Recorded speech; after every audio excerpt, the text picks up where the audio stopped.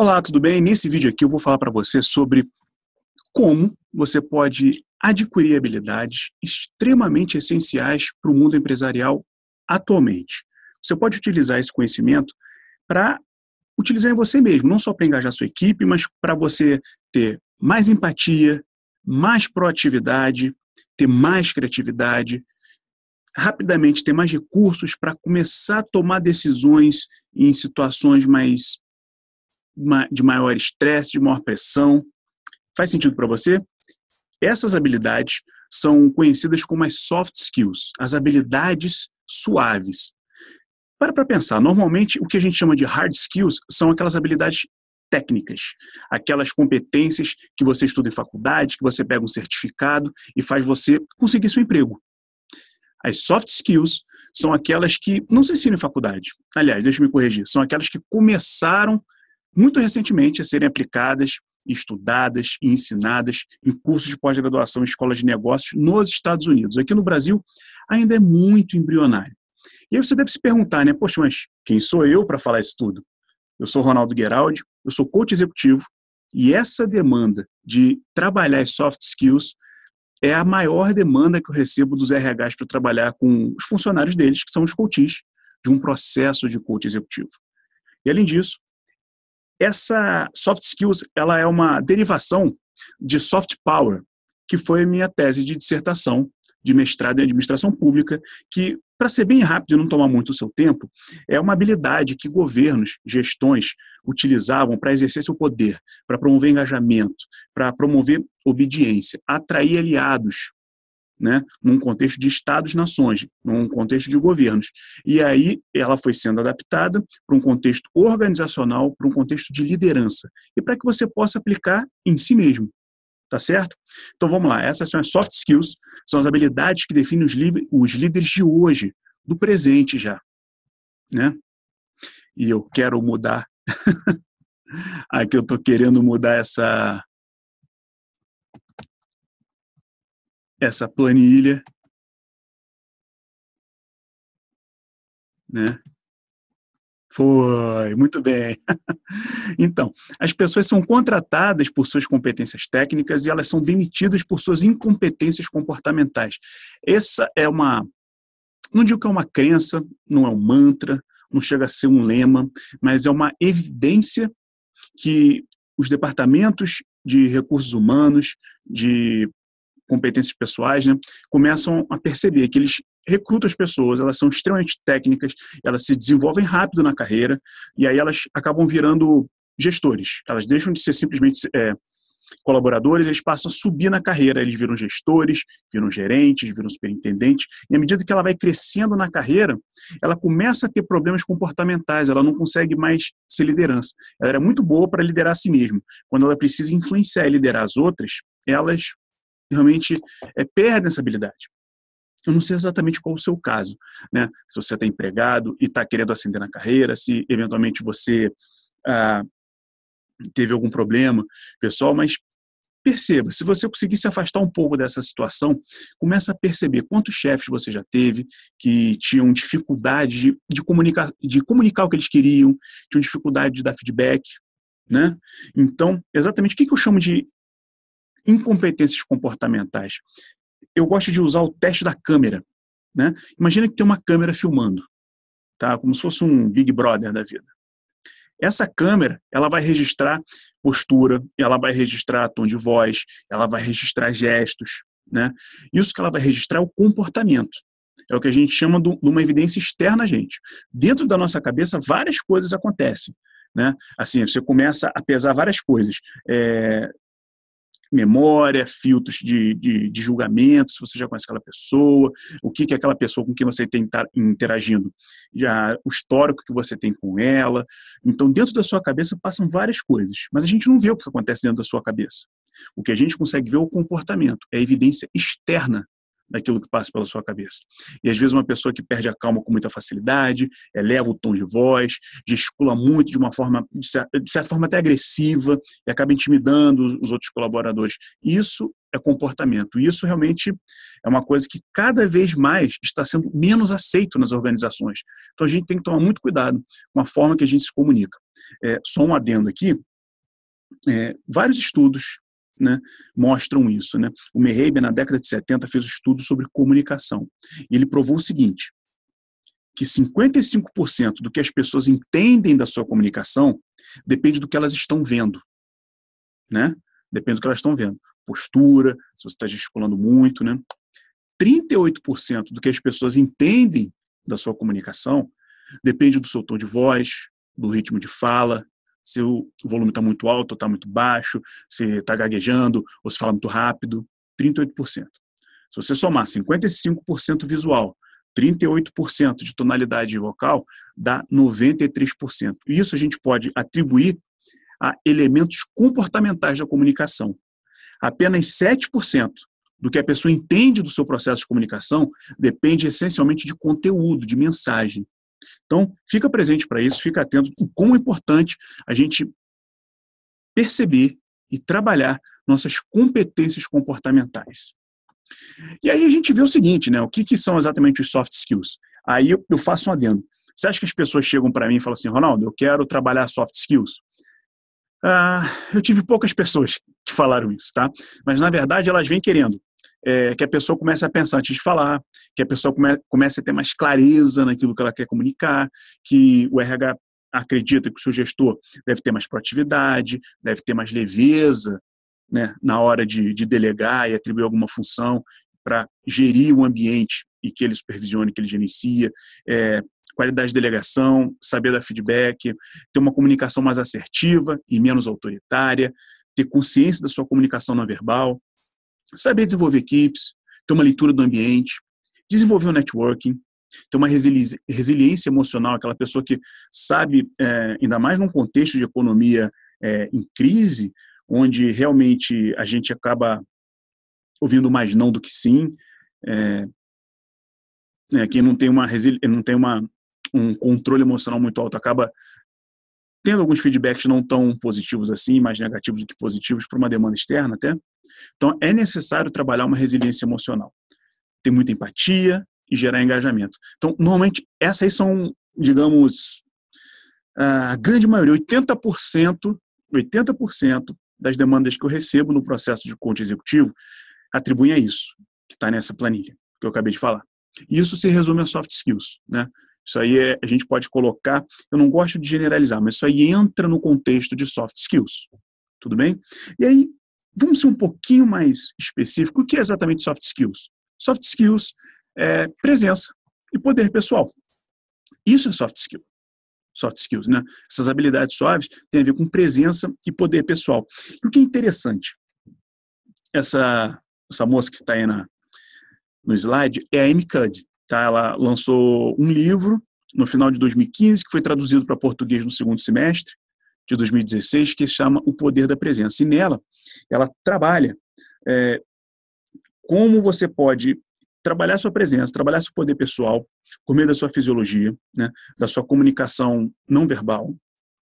E ela traz diversas pesquisas acadêmicas. Ela é professora de Psicologia Social Aplicada dentro da Escola de Negócios de Harvard. E eu não sei como é que está agora, mas até pouco tempo ela era a segunda palestra mais assistida do TED Talks, que ela tem uma palestra sobre postura, né, sobre a postura do super-homem, sobre como a linguagem corporal determina quem você é. E ela tem uma frase muito interessante, que é o seguinte: presença é a habilidade que quando você tem, ninguém nota, mas quando você não tem, todos percebem, né? Então isso que é presença. Porque tem uma coisa muito interessante, né? Quando você está presente, você adquire certas habilidades que te tornam, que elevam seu poder pessoal. Porque é o seguinte, ansiedade é excesso de futuro, depressão é excesso de passado, né? A sua mente fica vagueando para o futuro, então ela fica ansiosa, o que ela tem que fazer, os desafios que ela vai sofrer, que ela vai ter que enfrentar, então ela está vagando no futuro.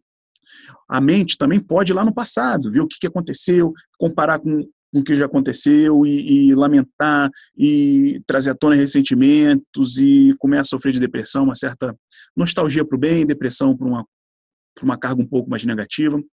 É a mente que está indo para o passado, para o futuro. No presente, quando você está no presente, você fica livre desses dois problemas, né? Então é isso que a Amy Cuddy ela começa a trabalhar, começa a desenvolver. Ela conta histórias de pessoais dela, que ela passou e que a presença ajudou ela a superar esses desafios. E ela traz também pesquisas de outros acadêmicos que mostram o quão interessante, quão importante é ter você presença e poder pessoal, que ela pode trazer proteção física, ela aumenta a sua proteção emocional, ela aumenta a sua conexão e empatia com as outras pessoas, o que é muito importante no contexto atual hoje em dia, tanto nas empresas, né, que é onde eu atuo mais, mas sem dúvida nenhuma, qualquer relacionamento interpessoal, empatia é muito importante, ajuda você a tomar melhores decisões, ajuda você a ter mais proatividade. Esses são os benefícios da presença e poder pessoal. Então, aqui embaixo eu tenho tá aqui a fonte dessa pesquisa, né, que como presença e poder pessoal começa a estimular o estresse, né, faz você resistir melhor ao estresse, e eles fizeram comparando com proteção física, ou seja, dor física mesmo. E o experimento deles era o seguinte, 2 baldes de gelo, então eles dividiam os grupos, né, os grupos de pesquisa, um era o grupo de controle, era o grupo neutro, tá? E o outro era o grupo em que eles estavam trabalhando de alguma forma poder pessoal e presença, né? Eles trabalhavam de alguma forma o ambiente e depois botava no teste. E aí é o seguinte, o grupo neutro, eles falavam o seguinte, ó, bota a mão no gelo e tira quando você quiser. Você bota a mão no gelo, enquanto você resistir, tá valendo. Não aguentou mais? Tira, certo? O grupo de controle, o grupo neutro, ele aguentava até 45 segundos. O grupo, onde foi trabalhado presença, onde foi trabalhado poder pessoal, eles colocavam a mão no gelo e, em média, conseguiam 45 segundos a mais, ou seja, o dobro, né? Conseguiam o dobro de tempo de resistência à dor física. Esse foi o resultado que eles trouxeram, né? Outra coisa muito interessante também é sobre proteção emocional. Eles fizeram alguns testes que estão aqui mais uma vez, nessa referência, nessa fonte aqui embaixo, né? Para quem gosta de estudar, né? Eu sou acadêmico também, né? Então eu adoro trazer referências, né, de pesquisas, de experimentos, né? E aí que é bem interessante. Essa pesquisa, particularmente, uma que me chamou muita atenção foi sobre o happy hour, e que eles queriam testar a sua resistência à rejeição emocional. Então, eles manipulavam os grupos, e aí eles tinham basicamente 3 esferas, por isso que tem essa pirâmide aí, né? Que era uma hierarquia organizacional, onde você é uma pessoa que vai ter um happy hour na empresa e você não foi convidado. Basicamente, o teste era esse. Vai ter um happy hour na empresa e você não foi convidado. Como é que você reage a isso? E eles viram o seguinte, que depende muito de quem convida. Depende muito de quem convida. Se a pessoa que convida, né, é seu superior, a sua resistência à rejeição emocional é muito baixa. Você fica muito abalado.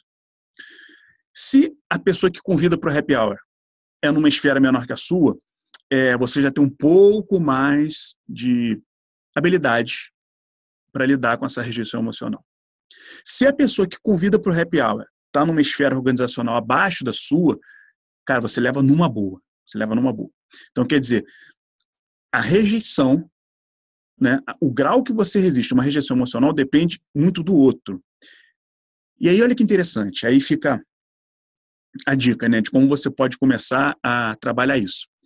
Imagina que você é a sua empresa, né? Você é dono da sua carreira, você é dono você é o CEO, seu executivo da sua empresa, você é SA. Porque é uma forma de você perceber que você é o CEO da sua empresa. Então não vai ter ninguém acima de você dentro da sua empresa. Isso é uma forma de fazer um truque mental para você aumentar sua resistência à rejeição emocional, porque já que depende do outro, né? Outra forma, uma técnica interessante para você começar a se sentir mais empoderado é você se comportar como se você fosse um anfitrião da festa. Sabe, para você não ficar deslocado nos lugares, e aí você fica aquele convidado, não conhece muito bem, e aí como é que eu vou? Começa a se comportar, imagina que você é um anfitrião da festa. Você começa a perceber o que pode acontecer de interessante, né? Porque esses truques mentais de projeção, de você se colocar no lugar do outro, é porque esses estudos mostram que essa rejeição emocional depende muito do poder que você dá a uma percepção do outro. Então, se coloque numa percepção superior para você diminuir esse impacto da rejeição emocional. Faz sentido para você? Vamos ver um outro teste, uma outra pesquisa que é sobre conexão e empatia. O que é bem interessante disso, né? Aqui está a capa, mais uma vez a fonte está aqui embaixo, a fonte da pesquisa, para quem gostar, quem quiser pesquisar, olhar, enfim. E aqui nessa Você SA, ela é de abril, se não me engano, ela é de abril de 2016. O que é interessante, o poder da empatia, como mostra que esse elemento, esse recurso de empatia é extremamente valioso no mundo corporativo atual, né? É muito importante que os gestores se coloquem no lugar do outro, comecem a ter uma perspectiva diferente da sua. Isso ajuda a ter engajamento. Isso ajuda o que eles chamam de uma postura de coaching, né? Porque acaba você tendo posturas de construir pontes em vez de construir muros, né? Líderes autoritários, os famosos chefes, eles têm a tendência a se isolar, eles querem mandar no chicote, então eles constroem muros, impedem que as pessoas se aproximem deles. Eles acabam se protegendo, porque todo mundo vira uma ameaça para eles. Então eles constroem muros para poder se proteger e se defender. E quando você tem mais empatia, você consegue se conectar com as outras pessoas, você está construindo pontes, né? E isso gera mais engajamento na outra pessoa. Por isso que a empatia é tão importante, a empatia é tão interessante, tão valorizada no mundo empresarial hoje em dia, né? E presença, poder pessoal acaba estimulando conexão e empatia. Nesses testes que eles fizeram, né? Eles viram foram vários testes que eles fizeram nesse artigo aí, e alguns interessantes, né? Eles manipularam, mas manipularam no bom sentido, tá? Porque qualquer pesquisa acadêmica, você tem que ter um grupo de controle, que é um grupo que, se você não fizer nada, você tem que ver o que acontece. Você não fez nada neles, tá? E você vai medir o que aconteceu depois. Essa vai ser a sua base de referência para medir. E aí você tem outros grupos que você manipula de alguma maneira, esses grupos. Aí você, na média, vai calcular, vai mensurar na média o resultado desse outro grupo. Vai dar um resultado. E aí você compara esse grupo que você manipulou com o grupo de controle, que é o grupo que você não fez nada. E você vê a diferença.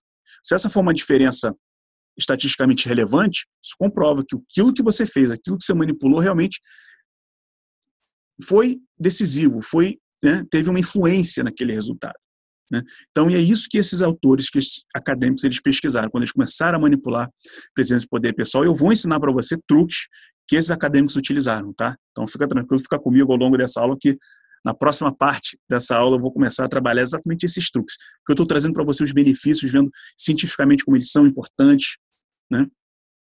E o que eles fizeram? Nos grupos que eles manipularam, eles viram que as pessoas com mais poder, eles interagiam com as pessoas, e era filmado isso, tá?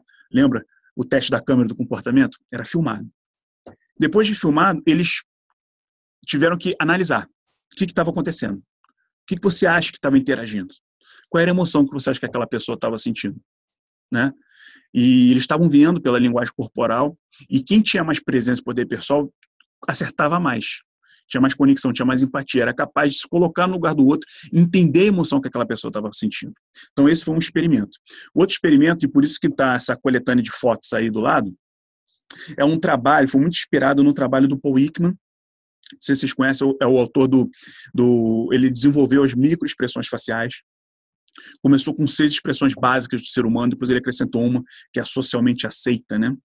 Então, na verdade, quando ele trabalhou inicialmente as 6 expressões faciais, as 6 microexpressões, que são as emoções primárias do ser humano, era medo, raiva, alegria, surpresa, nojo, que é uma certa aversão, né? Tristeza, alegria, raiva, susto, né? Surpresa, medo e nojo. E aversão eram essas 6. E tem uma 7ª, que é o que eles chamam de contempt, é meio que um desprezo social, que o Paul Ekman atualizou a pesquisa dele e viu que nas interações ele percebeu que os seres humanos, eles tinham essa reação muito rápida, que ele conseguia captar com 1/4 de segundo olhando para o rosto da pessoa, a partir de músculos faciais.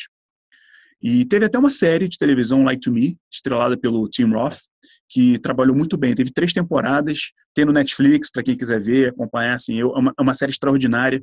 Eu gosto muito, particularmente, da primeira temporada, que ela é muito didática, né? Para quem gostar desse assunto, começar a entender e fazer a análise do rosto das pessoas, mas enfim. E é lógico, você pode aprender, tem técnicas para isso, pode dar treinamento disso, mas eles fizeram testes mostrando essas expressões, e via se a pessoa percebia, se a pessoa acertava. E ele viu que quem tinha esse trabalho feito de presença e poder pessoal antes do teste tinha um índice de acerto muito maior do que quem não tinha feito nada, né? Então foi a prova que eles utilizaram essas variáveis próximas para poder identificar que conexão e empatia é sim uma consequência de quem tem mais presença e poder pessoal, né? E aqui uma outra é tomar melhores decisões, né? Você começa a se tornar mais criativo, você se torna mais ousado quando você tem presença, você consegue enxergar alternativas, soluções, pensar fora da caixa, né? O que é muito comum, uma expressão muito comum. E os pesquisadores, mais uma vez a fonte está embaixo, eles identificaram que isso é possível quando você tem presença e poder pessoal. Por quê? Porque você não tem medo da opinião dos outros, né? Você fica mais confiante, você estimula uma confiança, você aumenta a sua autoestima, e aí você começa a se permitir a pensar novas ideias, novos caminhos. Então era bem interessante. Uma dessas formas também que eles trabalhavam, né, porque isso aí liberta o que chama das partes de execução cognitiva do cérebro, né? Então, assim, você fica mais livre para poder funcionar. Eles estavam monitorando as pessoas e quem tem mais presença e poder pessoal tem a área do cérebro, da capacidade cognitiva mais trabalhada, mais elaborada, né? E outra coisa bem interessante também é sobre a congruência, né? Isso tem a ver com linguagem corporal, e eles viram que pessoas com mais presença e poder pessoal eram mais congruentes. Como, por exemplo, se eu estou feliz, eu estou sorrindo, né? E se eu estou, assim, insatisfeito com alguma decisão, eu manifesto que eu estou insatisfeito com a decisão, com a expressão facial, com postura, com tom de voz, né? Porque olha a ponte que eles fizeram nesse estudo. Porque pessoas que não têm presença, poder pessoal, elas se sentem mais acuadas nesse meio. Então, elas têm que se adaptar a conviver no ambiente. Então, aí você pode estar pensando aí, então elas estão mentindo? De certa forma, sim, mas não é uma mentira no ponto de enganar. Pensa que é uma mentira no ponto de ser mais socialmente aceito, de conseguir se flexibilizar, conseguir interagir com o ambiente, né? E aí pessoas que têm mais presença e poder pessoal, elas conseguem ser mais autênticas, porque elas são mais congruentes. Elas não têm tanto essa preocupação dessa rejeição emocional que a gente já viu em alguns slides anteriores, percebe? Outro benefício da presença e poder pessoal é sobre proatividade, você tem mais iniciativa. E aí tem duas referências aí de dois testes distintos e bem interessantes, né? Um deles foi feito com ventilador. Eles colocaram, foi feito num consultório, uma antessala, num consultório médico, e foi colocado um ventilador numa posição estrategicamente pensada para incomodar. Não era para refrescar, era para incomodar as pessoas, né? E aí eles mediram o seguinte: quem tem poder pessoal e quem não tem, quanto tempo levaria para tomar uma atitude ou não. E aí, para o grupo que não tinha poder pessoal, 42% tomou uma iniciativa. O que era considerado uma iniciativa? Desligar o ventilador, levantar e botar o ventilador para uma outra direção, sair do lugar, né? Tipo, aquela posição está me incomodando, eu vou me levantar e vou para outro lugar, né? Essas situações eram consideradas como iniciativa. Para o grupo que não tinha presença, só 42% tomou uma iniciativa. Para o grupo onde foi trabalhado presença, 69% tomou uma iniciativa, né? Se você for calcular, dá 27 pontos percentuais. Aparentemente baixo. Mas, quando você trabalha com estatísticas, a referência também é um percentual, você vê que esse número relativo é bem mais alto do que 27 pontos percentuais, tá? O outro experimento é para um debate. Nos Estados Unidos, eles têm escolas de debate, universidades, eles trabalham muito essa questão de oratória, de expressão, de comunicação, né? Estudos de comunicação são muito evoluídos lá nos Estados Unidos. E eles viram o seguinte: se você estivesse testando, você está se preparando para um debate, certo? Você vai primeiro ou você vai depois? E aí tinha as estratégias, né? Se você for primeiro, você pode estabelecer a agenda, você promove o enquadramento e você consegue definir o que vai ser discutido ou não. Tem a vantagem de, se você for em segundo, você vai só quebrar os argumentos do primeiro, enfim. Eram apresentados os argumentos para os grupos. E aí viu o seguinte: o grupo onde foi trabalhado presença e poder pessoal teve 4 vezes mais iniciativa para ser o primeiro do que o grupo onde não foi trabalhado nada, que era o grupo de controle, né?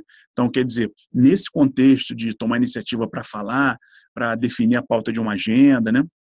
Realmente foi muito mais eficiente para quem tinha presença e poder pessoal essa questão da proatividade. E é interessante, né, nesses estudos todos, e aí a Amy Cuddy, ela trabalha muito sobre esse poder social e esse poder pessoal, né? E é uma definição para você ficar atento, porque a gente falou muito do outro, percebe? A gente fala de liderança, a gente fala de contexto empresarial, a gente fala de grupo de de autoridade, chefia de influência, de engajamento. Os estudos mostraram que é importante a forma como você percebe o outro também. E ela chegou nessas duas definições. Que poder social é a habilidade de exercer dominância e influenciar o comportamento do outro. E que poder pessoal é a sua liberdade da dominância do outro. Olha que interessante. Você pode ter poder social, sim, influenciar o outro, e poder pessoal é quando você não é influenciado pelo poder social do outro. Faz sentido? Você meio que fica blindado dessa autoridade do outro, né?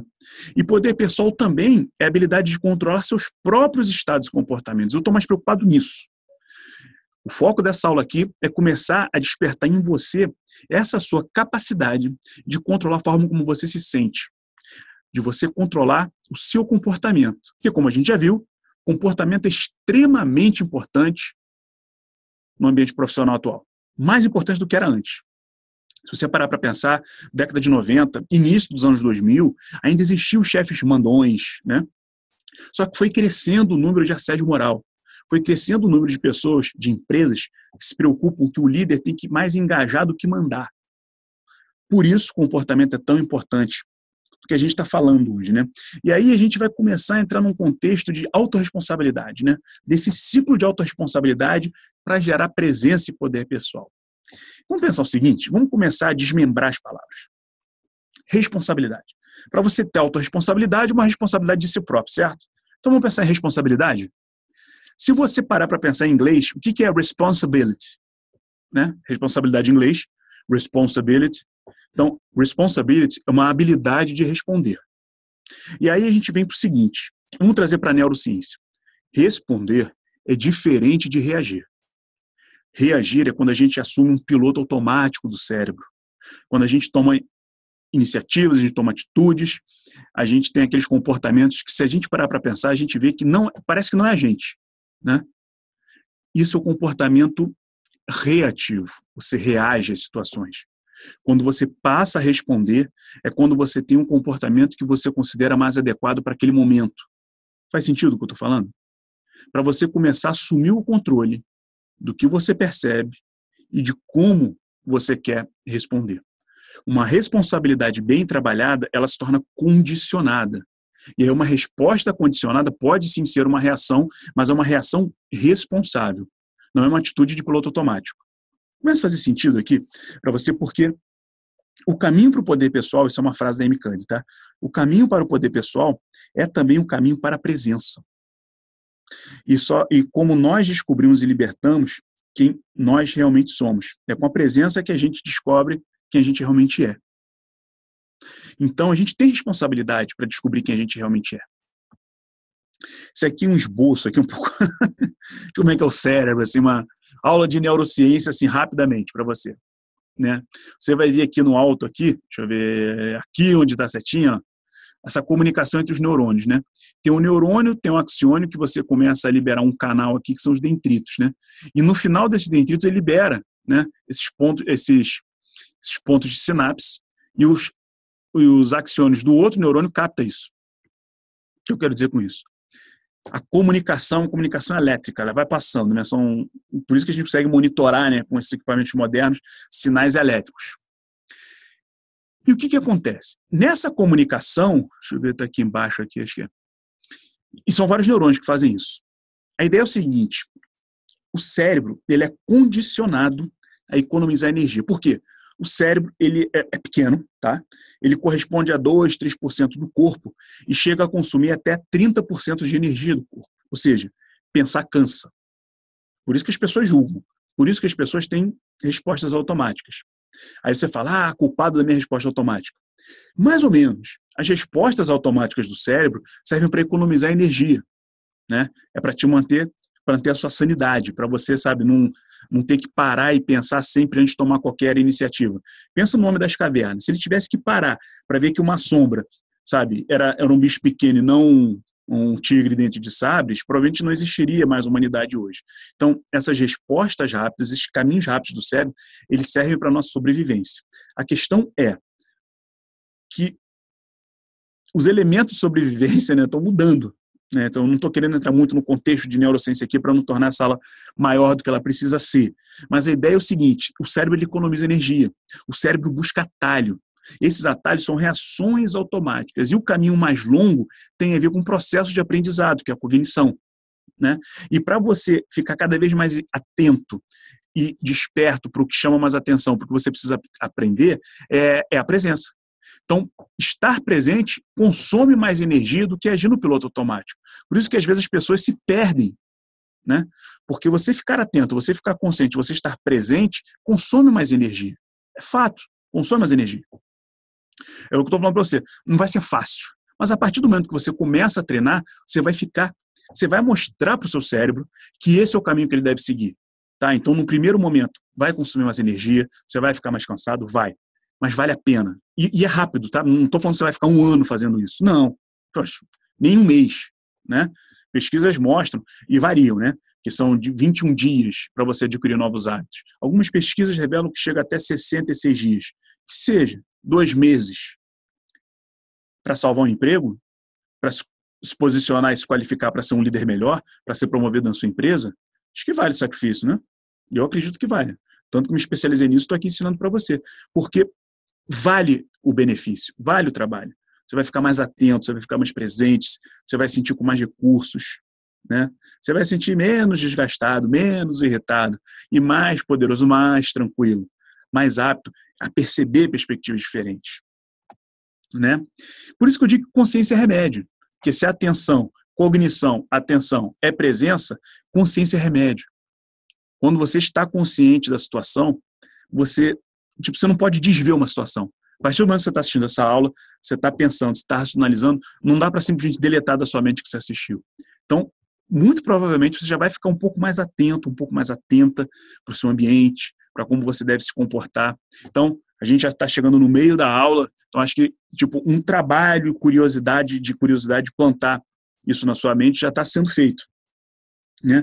Então a gente vai começar a entrar agora na segunda parte da aula, que é aquela parte mais específica de como é que aqueles pesquisadores, né, conseguiam influenciar, manipular a presença e poder pessoal e diferenciar o grupo do grupo de controle, do grupo neutro, que não acontecia nada. Né?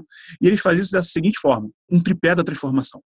Né? Eles manipulavam ou a postura física, ou o foco, que é onde a sua mente está orientada, ou com palavras, com linguagem. Porque linguagem, a palavra, ela é um código de significado. Né? A gente tem uma intenção, a gente rotula essa intenção com algum julgamento de valor, com alguma palavra, e essa palavra leva a algum tipo de comportamento. Então, nesse tripé, ou linguagem, ou foco, ou postura, né, que é a fisiologia, que é o nome técnico da sua postura, esses 3, eles conseguem influenciar seu estado emocional, que diretamente influencia seu comportamento. E, Ronaldo, eu tenho que trabalhar esses 3? Se você trabalhar os 3, eu te digo que você está fantasticamente correto e pronto para qualquer desafio que você enfrente. O interessante é que você não precisa trabalhar os 3 ao mesmo tempo, trabalha só um. Isso é como se fosse um sistema. Isso tem uma congruência sistêmica aí. Tá? Às vezes, você está com foco no problema. Né? Eu quero que você pense o seguinte, ó. Imagina o seguinte, imagina uma pessoa triste. Não sei se você que já ficou triste ou alguma pessoa próxima que está triste. Muito provavelmente ela vai estar com uma postura assim, curvada para frente, né? Como se estivesse meio carregando peso nos ombros, né? Vai estar pensando no problema, o foco dela vai estar no problema. Se você conversar com ela, provavelmente palavras são palavras que têm um significado para baixo, depreciativo, negativo, carregado, é ruim. Aí você vai falar, lógico, ela está assim porque ela está triste. O que os estudos mostram é que mente e corpo é um sistema, né? E é um sistema de mão dupla. O que eu quero dizer com isso? Você pode influenciar a forma como você sente, influenciando um desses 3 pontos. Não é que esses 3 elementos, foco, postura e linguagem, refletem como você está se sentindo. Se você mudar um desses elementos, linguagem, foco, postura, você vai sim mudar como você está sentindo, percebe? Foco, linguagem, postura não é uma consequência do seu estado emocional. Pode ser a causa do seu estado emocional, sim. Esse é o pulo do gato. Esse é o pulo do gato que os pesquisadores começaram a influenciar, começaram a manipular para ver quem tem presença e poder pessoal ou não. Certo? E aí a gente vai começar a ver técnicas, elementos que vão trazer para você, sabe, dicas valiosas para você começar a controlar realmente o seu estado emocional. Então, carrega a sua energia, sabe? Abre seu foco, muda sua postura, sabe? Se espreguiça aí na cadeira, levanta que você vai começar a aprender coisas que vão realmente ter um poder de transformar vidas, tá? E uma das vidas transformadas é do André Agassi. Não sei se você gosta de esporte ou não, como eu. O André Agassi, esse carinha aqui, ó, aqui no topo. Esse cara, ele foi um tenista revelação, assim, revelação. Ele ganhava muita coisa, foi campeão olímpico em 96. O tênis é um esporte em que as pessoas jogavam de branco, cabelinho cortado, extremamente bem comportado, né? O André Agassi chegou, aqui já é a fase nova, tá? Porque a fase antiga, ele era cabeludo, ele usava camisas assim, extremamente chamativas, ele meio que contrariava esse ambiente politicamente correto do tênis. Ele era o bad boy do tênis, digamos assim. Foi casado com a Brooke Shields, que era o sex symbol da época, da década de 90. E ele teve muito sucesso até 95, 96. Depois ele teve um vale assim, muito grande na carreira dele. E ele procurou o Anthony Robbins, né? Não sei se você conhece o Anthony Robbins ou não, mas eu considero talvez o maior, um dos maiores, sem dúvida um dos maiores, mas talvez do maior coach, estrategista de sucesso do mundo. Ele trabalhou com pessoas extremamente influentes nos Estados Unidos, né? E o André Agassi procurou o Tony Robbins em 1999, né? E aí ele chegou pro Tony Robbins e falou, vamos fazer um trabalho de coaching e tal, porque eu estou querendo me aposentar, quero me dedicar a outros projetos e tal. Aí o Anthony Robbins falou, cara, eu acho que você está se iludindo aí, eu acho que você ainda tem lenha para queimar, isso é uma desculpa sua. Aí o Agassi, poxa, como assim, não? Aí o Anthony Robbins falou assim, cara, deixa eu te mostrar, vou fazer um exercício com você, certo? Tá bom. E aí o Anthony Robbins pegou 2 fitas, era a fita VHS, né? Você vê, antigo, 99, né? Aí ele botou uma fita e as fitas mostravam, assim, antes de decisões, tá? Assim, era o aquecimento do André Agassi antes de uma decisão de tênis. E se você acompanha tênis ou não, os atletas entram em quadra, e aí o que acontece? Eles deixam o enquadramento meio assim, meio lateral, né? Aí o atleta fica num canto, aquecendo, batendo, e no outro ele deixa o espaço e entram vários créditozinhos aqui com estatísticas, né? O tênis é um esporte com muitas estatísticas, né? Principalmente com os adversários que ele ia enfrentar. Então ele botou no momento, antes do jogo da final do André Agassi, assim.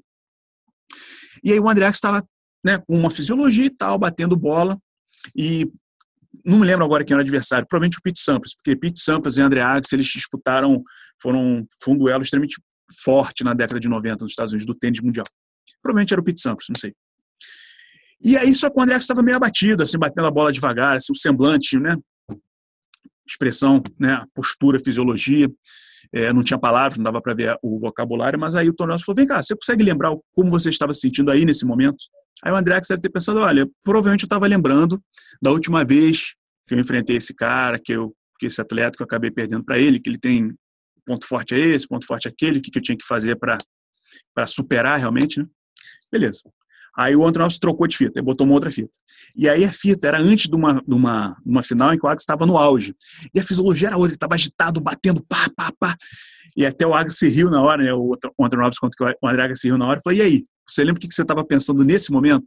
Aí o Agassi riu, assim, eu estava pensando como é que o cara teve a coragem de aparecer para me enfrentar. Quer dizer, a confiança dele era tanta. Ele falou, como é que o cara teve a coragem de aparecer e ia perder? De qualquer maneira, né? Ia perder a partida. Então, isso é foco. E aí o Anthony Robbins falou, olha, eu posso fazer você voltar a se sentir dessa maneira aí. Eu posso fazer você voltar a pensar dessa maneira. E aí fecharam o acordo. E o que aconteceu em 99? O André Agassi ganhou Roland Garros. Ele conseguiu fechar o grande slam da carreira dele, né, que são os títulos dos 4 maiores torneios de tênis do mundo. Ele casou com a Steffi Graf, né, e voltou a ser o número 1 do mundo. Então ele voltou a ter um ápice na carreira muito forte depois desse trabalho. E qual é o exercício do foco que eu quero trazer aqui para você? Para você reforçar suas sinapses das suas memórias. Lembra o momento que você tem esse poder. Tipo, eu quero estar mais presente, então vou começar a estar mais consciente. Qual é o recurso que eu quero? Então eu quero ter, sei lá, quero ter mais resiliência, eu quero ter mais confiança. Lembra de um momento que você teve esse recurso. Lembra quando você teve esse recurso que você precisa nesse momento. Busca na sua memória. Quando você buscar na sua memória, você vai estar reforçando essas sinapses. Tá? Então essa é uma dica valiosa para você trabalhar o foco. Busca dentro de você os recursos que você precisa. E a consciência, ou a presença nesse momento, sente qual elemento que você realmente quer. Confiança, resiliência, paciência, tolerância, criatividade. Quando você teve esse elemento? Lembra desse processo, lembra. Aí você vai orientar o seu foco, tá? Esse é um dos tripés. Outra dica ainda no foco é sobre, primeiro você lembrou de você, né? Um recurso interno. Agora, busque em outra pessoa. O que eu quero dizer com isso? Estudos de neurociência mostram que a área do cérebro responsável pela memória também é responsável pela imaginação. Né? Ou seja, o cérebro não distingue realidade de imaginação. É a mesma área do cérebro que se desenvolve. Né? Então, pense em alguém que tem aquele recurso que você admira, que você precisa. De repente, você quer criatividade. Só que você fala, Ronaldo, eu nunca fui criativo. Pô, eu acho que eu diria que você está sendo rude, muito rude, muito crítico com você mesmo. Tenho certeza que você já teve momentos de criatividade na sua vida.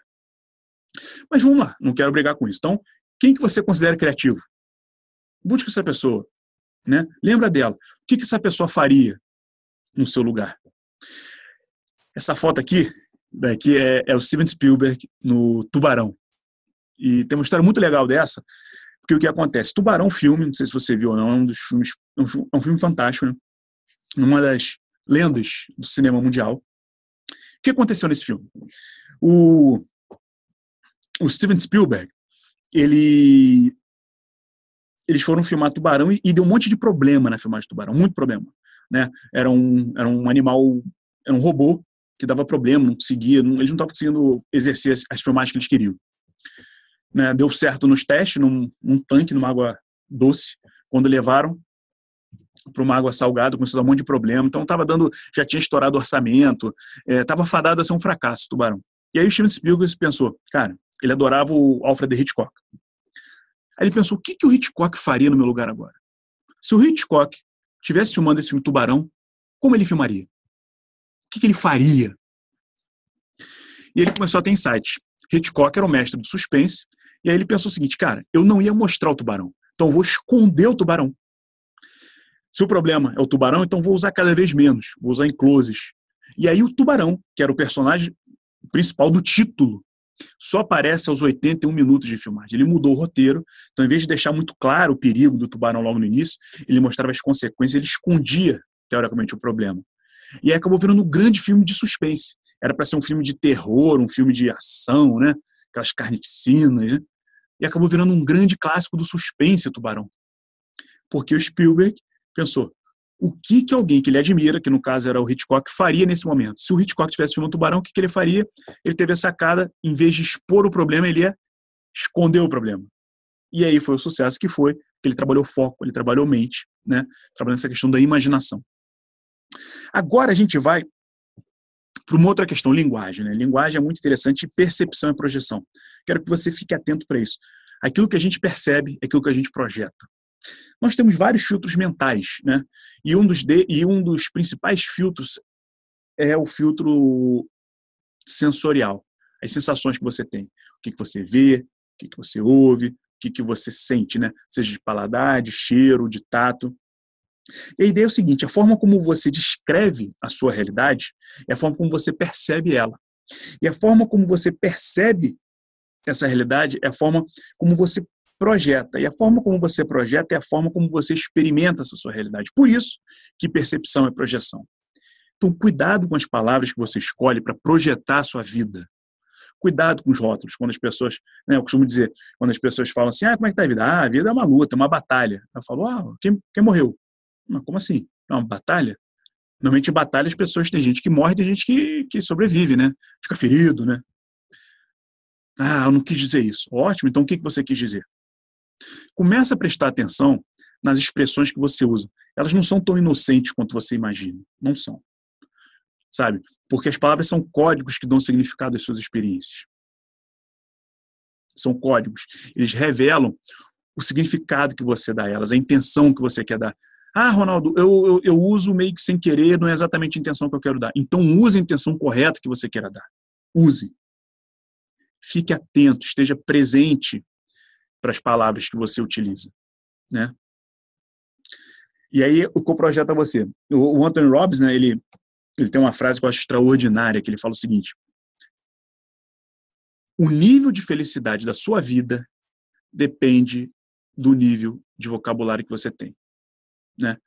O grau de qualidade da sua vida depende do grau de qualidade do seu vocabulário. Aí vem a questão. Você consegue ver algo que você não consegue definir? É bom você ficar ciente para isso, né? Aquilo que não tem palavra, não tem definição, não tem existência. Eu vou te dar um exemplo disso. Por isso que às vezes você não sei como é que estou me sentindo e tal, tá meia boca, então dá um nome para isso. Começa a ter clareza do que você está querendo realmente se expressar com isso. Tem assim, um trabalho do Julius Davidoff, feito com uma tribo Rimba, lá na Namíbia. E olha que interessante. Eles mostraram isso aí, ó, esses quadrados. Tá? Você vê, são vários verdes e um azul, não é? Pois é. Sabe qual era a pergunta que ele fez? Ele perguntou para essa tribo Rimba aí, qual é o quadrado azul? Fácil. Só tem um. Ninguém da tribo Rimba conseguiu responder. Ninguém. Ninguém respondeu. Antes que você falhar, que tribo burra e tal, pô, lá da Namíbia, antes que você demonstre um filtro de preconceito, fique sabendo o seguinte, essa tribo não tinha uma palavra que definisse azul. Ah, Ronaldo, mas, pô, ela não vê o céu é azul, não vê o mar, a água. De repente eles tinham outro nome para definir a cor da água, tinham outro nome para definir a cor do céu. O fato é, eles não tinham uma cor, eles não tinham um nome para definir a cor azul. Então, quando eles ouviram o nome de algo que eles não têm ideia do que é, eles não conseguem identificar.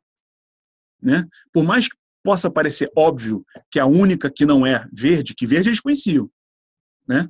Porque outro teste que o Julius fez com eles é o seguinte, em vez desse quadrado azul, tinha um outro quadradinho que era um outro tom de verde. Né? E ele perguntava assim, qual é o tom mais claro? Todos acertaram. Aí eu falei assim, pô, eu estou vendo aqui, olha que eu sou daltônico, né? Então eu vejo que tem variação e eu já tenho uma certa dificuldade de ver qual é a variedade de tom de verde, mas eu sei que tem. Então, quando perguntaram para essa tribo qual era o tom mais claro de verde, todos acertaram. Mas quando tinha apenas um quadradinho azul e perguntaram qual é o quadrado azul, ninguém acertou.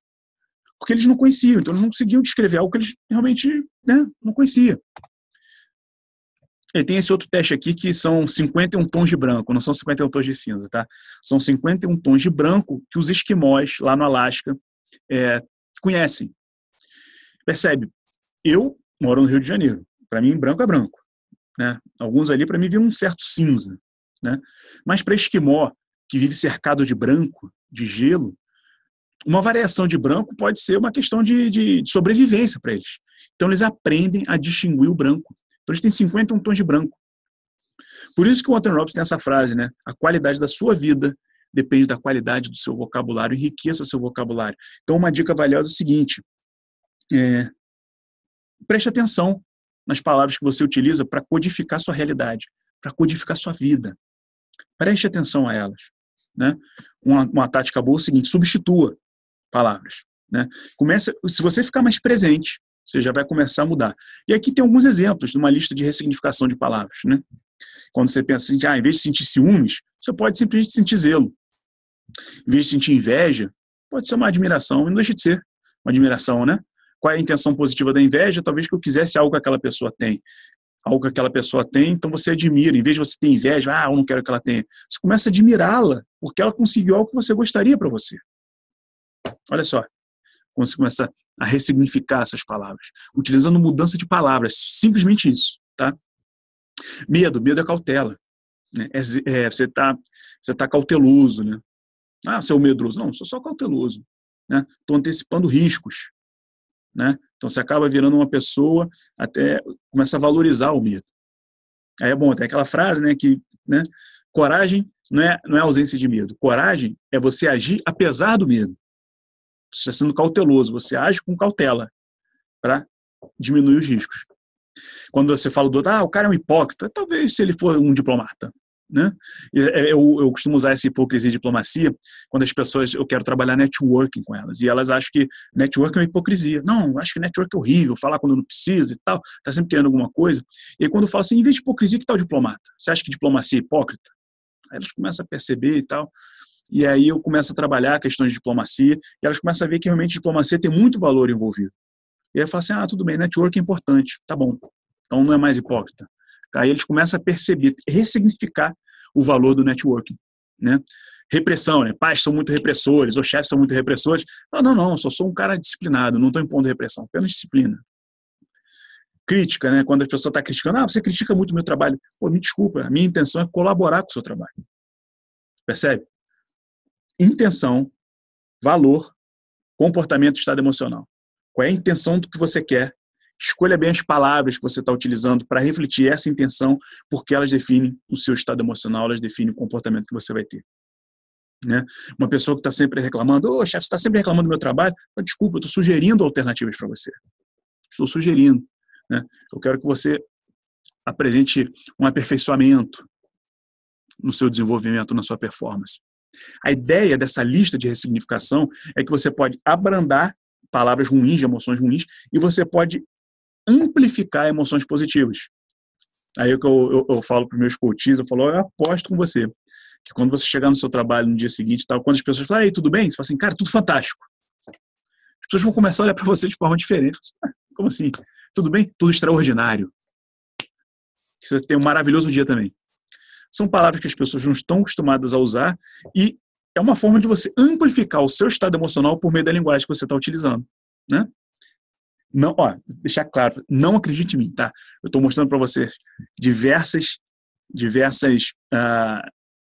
exemplos, dicas, resultados de pesquisa acadêmica, que eu digo o seguinte, não acredite em mim. Experimente você mesmo. Vai lá e faz. Pega um exemplo que eu estou dando, pega 2 exemplos, experimenta no seu dia a dia, experimenta na sua vida e vê o que acontece. Vê como é que você se sente, muda uma palavra e vê como é que você se sente. Lembra de uma situação e vê como é que você se sente. Imagina alguém que você admira na situação problema que você se encontra e vê o que acontece. Não acredita em mim. Experimente você mesmo. Vai lá e faz.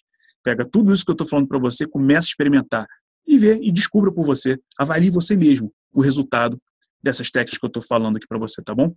Vamos ver uma outra dica sobre linguagem? É o poder da negatividade. Olha que interessante, hein? Olha que interessante. É o 3-para-1, o famoso 3-para-1, né? Esse quadradinho aqui embaixo aqui é Alison Ledgerwood, num TED Talks, né, numa palestra, que ela falou Getting Stuck in Negativities. É como as pessoas acabam ficando muito presas na negatividade. Ela fez um estudo que era simples, era o seguinte.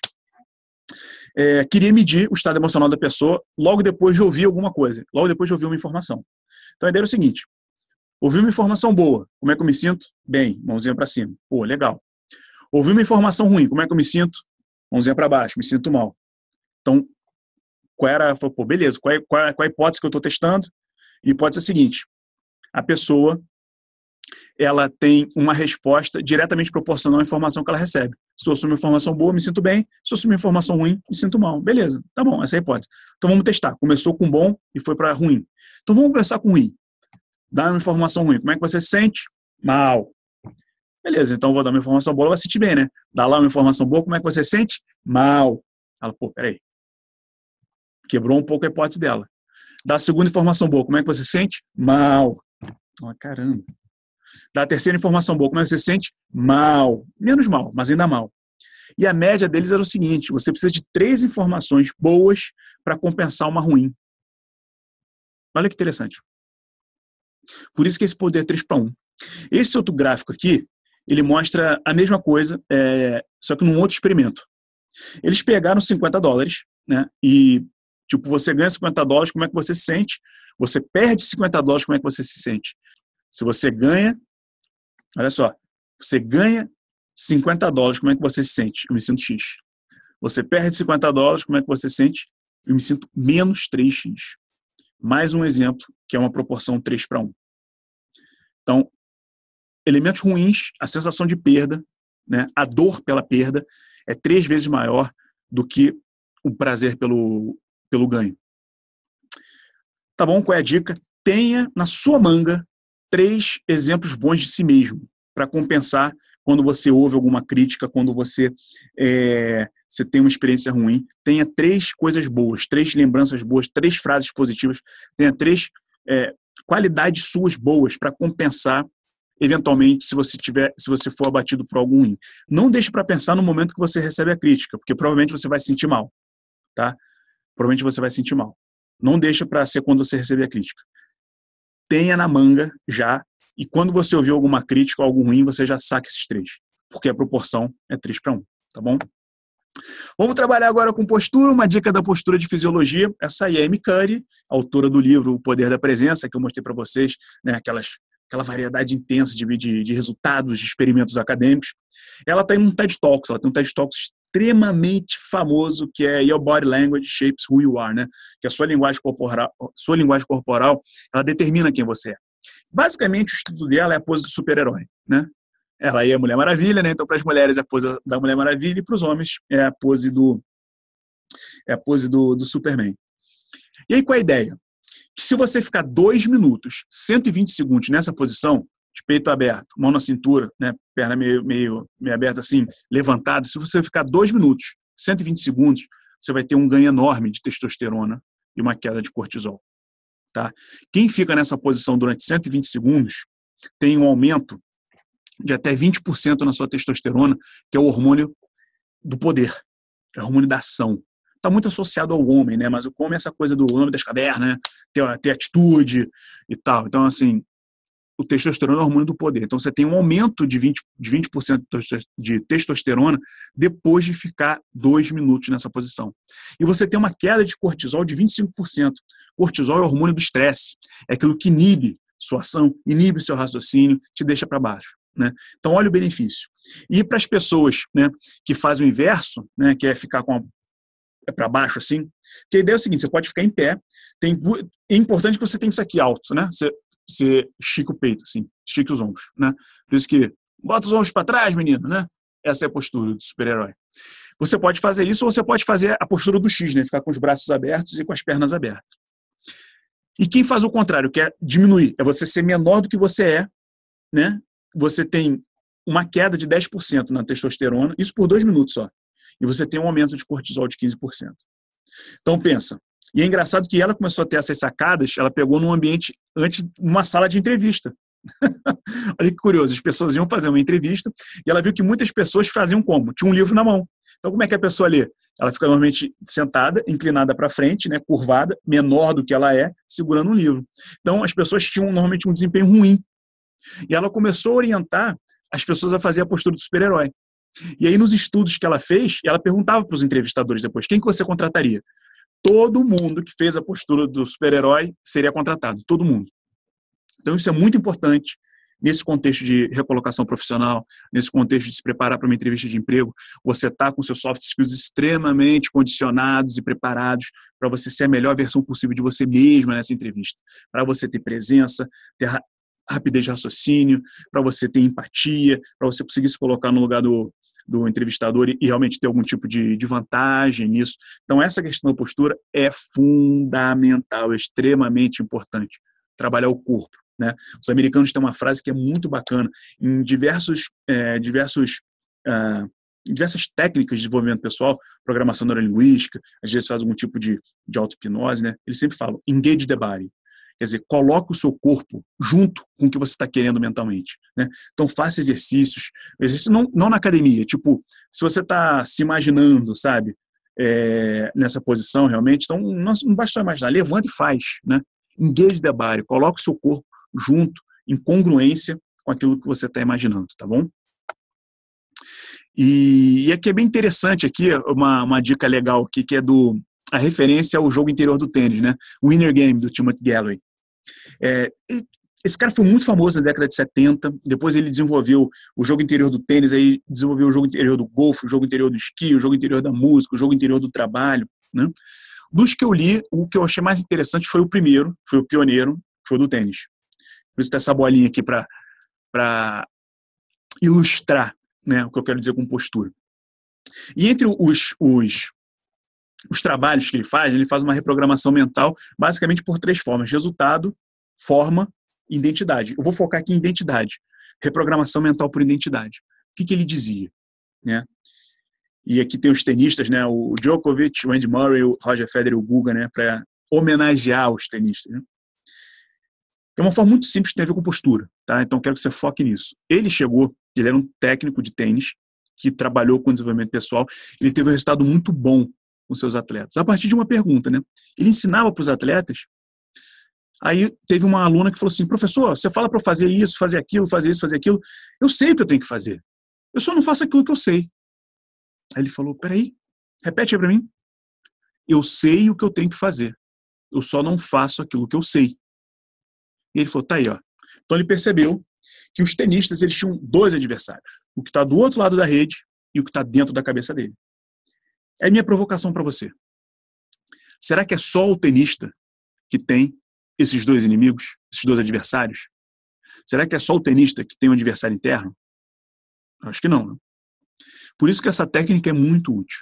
Então vamos lá. Fecha o parênteses da explicação, né, do Timothy Geller. Vamos para a técnica específica. O Timothy Geller chegou para os alunos dele e falou o seguinte: imagina que hoje eu não sou um professor de tênis. Hoje eu sou um diretor de televisão. Eu sou um diretor de publicidade. Eu vou gravar um comercial. E você não é um aluno, você não é um atleta de tênis. Você é um ator ou uma atriz. E eu vou focar em você o seguinte: eu só vou focar assim, fechadinho no seu rosto, como está assim aqui agora. Como eu estou aqui agora. Eu não vou focar no corpo inteiro. Eu não vou focar você batendo na raquete. Eu não vou nem filmar para onde a bola está indo. Eu não estou nem interessado. A bola pode ir na rede, a bola pode ir para outro. Não interessa. Eu estou focado em você. A minha câmera, eu sou um diretor de televisão, eu estou focado em você. Assim, fechadinho. O seu papel é interpretar um atleta campeão de Grand Slam. O seu papel é interpretar um tenista de alta performance. O seu papel é interpretar um tenista campeão. Você consegue interpretar essa pessoa? Só pelo rosto. Silêncio. E é isso aí. Essa era a técnica extremamente simples, que tem diversas explicações da neurociência, que eu já apresentei algumas aqui ao longo dessa palestra para você. Então, eu apresentei aqui, no mínimo, 6 dicas de como você mudar seu comportamento, né, por meio de dicas de postura, de linguagem, de foco mental. Eu quero te agradecer por me acompanhar até o final dessa aula, que eu sei que foi longa, me desculpe pela duração dela, mas eu acredito que ela seja extremamente importante, né, porque o conteúdo que você viu nessa aula, ela, de fato, tem o poder de transformar vidas. Eu apresentei alguns exemplos para vocês aqui. Eu apresentei alguns exemplos para você, do André Agassi, do Steven Spielberg. Imagina se Tubarão fosse um fracasso. Será que você ouviria falar de Steven Spielberg hoje? Talvez não, porque foi o segundo filme dele, né? Foi no início da carreira dele. Imagina se ele já pega um fracasso desse. Ele não teria condição de desenvolver a carreira dele, né? André Agassi, depois de fechar o Grand Slam, talvez você não conhecesse alguns atletas de tênis que passaram pelo Timothy Galloway, né? A própria Amy Cuddy, assim, eu convido você, se você quiser ler o livro, ótimo. Se não, assista a palestra dela TED Talks. Ela fala como ela transformou a vida dela com essas técnicas, com algumas técnicas que eu apresentei para você. Tá bom? Então, eu convido você, se você tenha gostado dessa palestra, você pode me mandar um e-mail para qualquer dúvida que você tenha. Meu e-mail está aí, ó. Ou você pode acessar meu blog, minha página, www.pnldescomplicada.com.br. Se você gostou desse conteúdo, você vai lá no meu blog, você se cadastra na minha lista VIP. Tenho diversos artigos. Você pode ler também no meu blog. Tem diversos artigos, vídeos que exploram a questão da programação neurolinguística, que é a minha especialidade, né, dentro do contexto empresarial, dentro do contexto do dia a dia. E se você gostou especificamente dessa aula sobre soft skills, eu tenho um curso digital que eu vou um pouco mais a fundo. Um pouco não, vou bem mais a fundo, né? Um curso com 5 módulos, são 10 horas de material, né? De vídeo, de áudio, tem apostila, basicamente um livro com várias dicas, vários exercícios, né? Basicamente o valor de um processo de coaching comigo, né? Então, entre em contato comigo, que eu vou ter um prazer enorme em dividir com você esse conteúdo, em tirar suas dúvidas, interagir, tá bom? Então é isso aí, ó. Um abraço, obrigado e até a próxima, tá bom? Tchau, tchau.